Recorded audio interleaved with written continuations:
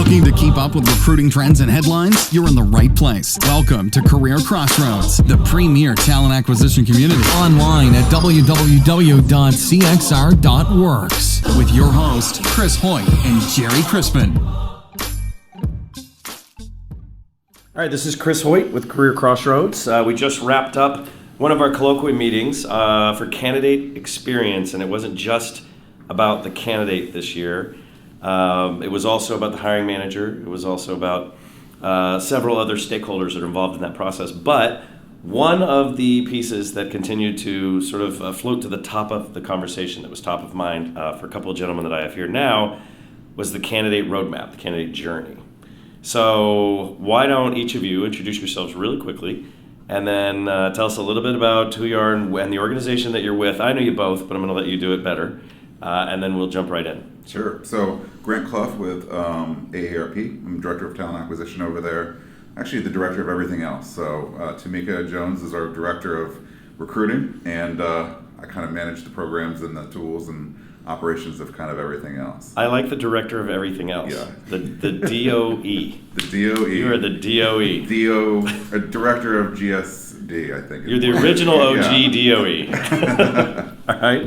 How about you, Scott? Sure. Scott Weaver with Teradata, Director of Talent Acquisition. I oversee our recruiting support to a couple of business units and also own candidate experience globally at Teradata.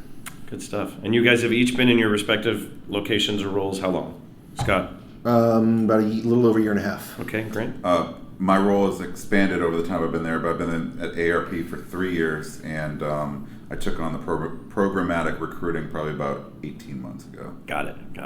So each of you brought to the discussion today your own visual delivery of the candidate roadmap, the candidate journey. So I'm going to start with you, Grant. Like, what inspired you, and maybe you want to give a quick overview of what it was, but what inspired you to put this together the way that you did? Yeah, so I wouldn't say that I was necessarily the one who was inspired to do it. Were you voluntold to do this? I was voluntold partially, but we have an initiative within HR this year overall, not just within talent acquisition, to really kind of look at the employee experience. And so it's not just the candidate, not just the hiring manager, but what's it like to be, or what are we aspirationally looking for the experience of the employee to be, so that we can obviously make changes where we see opportunities and whatnot. And so as part of that, AARP being a 38 million member organization, does a lot of work around member experience, user experience, customer experience. And so we were able to leverage our AARPX team to come in and actually take a look at, let's talk about the entire employee experience across HR. So myself, as well as other people who were within HR, not just talent acquisition, had a slide very similar to Scott's, where we looked at what's the entire life cycle of the employee, and then taking a look at like very bite-sized parts of that is the slide we were able to share today. And so what we looked at, or what I shared earlier, was about what is it like to apply, and figuring out personas and journey mapping and candidate experience of that. And so the three key things that we look at, or that our AARP user experience team looks at, is it effortless, is it inspiring, and does AARP get me? And so those are the three things that we're really looking for when we do that. I like that. Effortless, inspiring, and do they get me? Right. And who did the user experience team come up with those three items? Yeah, so we're using, I've never invented anything in my life. I always just copy or plagiarism's hard work, man. That's the whole reason to have a membership with Career Crossroads. So that you have the ability to steal from your peers. Collaborate. We talk about collaboration. Collaborate, steal. I'll be speaking on your topic next year, actually. So. Perfect. Probably your slides. Yeah, absolutely. Yeah. So Scott, talk a little bit about what you put together over at Teradata.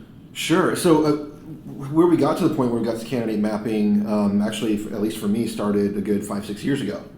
Came back from a conference inspired to look at speed of hire and how quickly we could do it. And we sat down with the recruiting team and frankly mapped out the entire recruiting process and said, here are our gaps and things that we need to pay attention to, which eventually led into SLAs, which then led us down the road of, okay, so what is the candidate going through at all these stages? And we literally mapped out what it was like to go on a vacation, or for a person to go on a vacation, because we wanted to get in the mind of the consumer.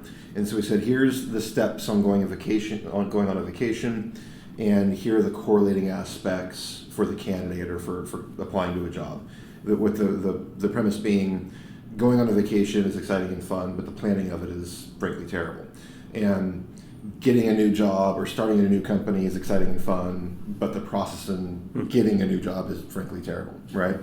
So we eventually got to a point where we could map out in 5 major stages, really 4 major stages, those being pre-apply, apply, interview stage, and an offer stage.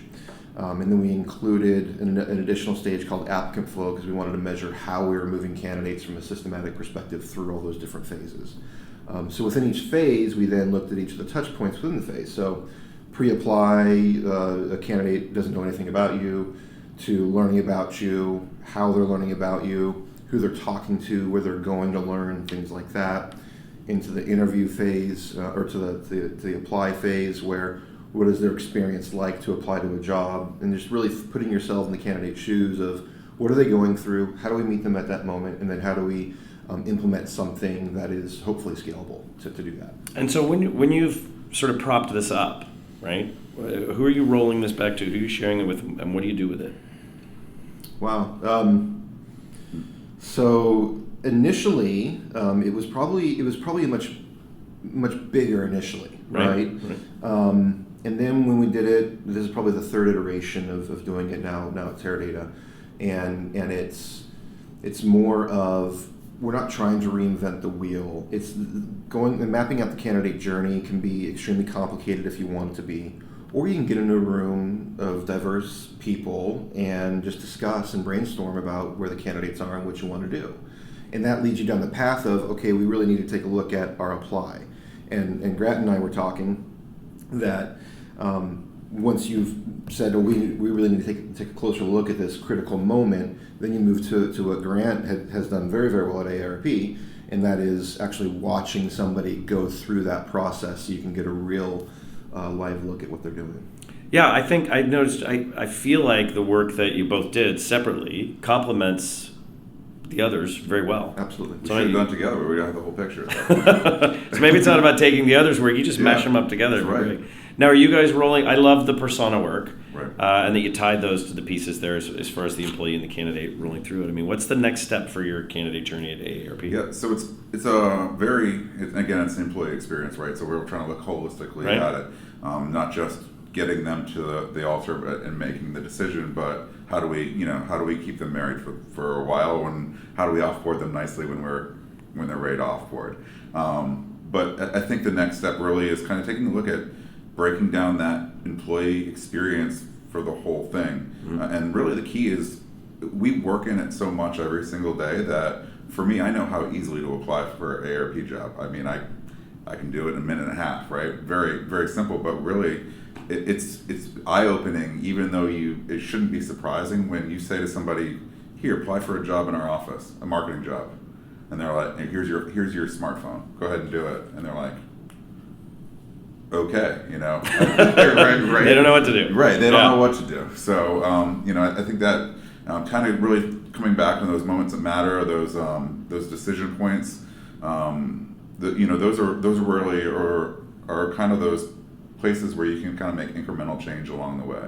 And I don't think it's success is never final. I think we can continue to move the needle in a variety of different things. What I love about both of you guys is that you've done this work. You're not saying that it's fixed. You're not saying that it's done. What you're saying is this is part of a conversation, and this helps support a conversation and change. So let me ask you, if we've got some people out there that are listening, and they want to take on mapping out the candidate journey, if you could do it all over again, what's the one thing you might do a little bit differently, or that you learned that you'd want somebody else to know about before they started? So it was tough. I would tell both people listening that. Which is me and you. I was just going to say, you've each gone back to your homes and you're listening now. Scott and I are going to be the two listening to this later on. But I would probably say, really think about who it is that you have in the room and who are the stakeholders, because I think too, having that kind of that sense from the people you're ultimately looking to influence, maybe having them in the room or having them get the opportunity. What we I think did well in this instance was get people kind of either panelists or individuals who were the ones being the participants in this kind of this study weren't just people in TA, weren't just people in HR. Really everyday employees and everyday people who might be candidates, everyday people who are managers, and really seeing what their experience is. So thinking about the end also too. So what are we going to try to do with this data, or what are our hypotheses, so that we can figure out who might we be trying to influence later with this data? I think it's beautiful. More mindful approach to sort of Right. what you're trying to get done and get the stakeholders more involved in the beginning. Because I it was think it's fun. fantastic. We had lunch and did a whole bunch of stuff. Right? But in the You end, get they were fed. there. It's never bad if you Right. get fed. Yeah. How about you, Scott? It's a tough question, and I almost completely agree. When we first did it, it was the recruiting team in a room just brainstorming, right? And it got us to a result that was good, but not as good as it could have been. And that's probably a lesson learned as we move forward, is including people that are not in TA. And to your point, Grant, we know how to apply to a job. We're in recruiting. I mean, it's secondhand to us. I can apply to a job at AARP, I assume flawlessly, or mostly flawlessly. That's because that's what we do for a living, right? So really going back to and considering who your market is and who you want to reach, and getting their voice inside that map or inside that journey is critical. Good stuff. All right, guys, is it Apple Teeny time? It might be Apple Apple Teenies. Teeny time. Might be Apple Teeny Let's time. go to Applebee's. All right, we're out of here. Thanks. Appreciate it.